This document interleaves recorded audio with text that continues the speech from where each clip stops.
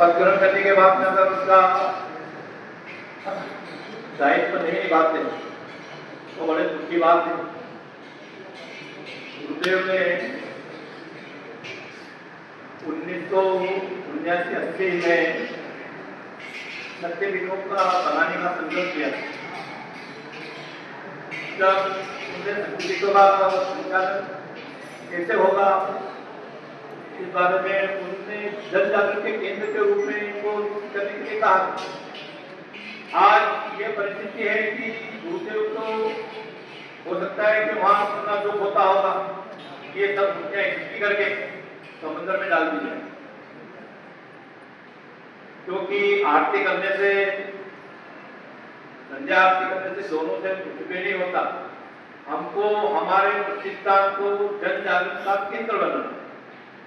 जन जागरण का केंद्र नहीं बनाएंगे तो आगे कैसे बढ़ेंगे।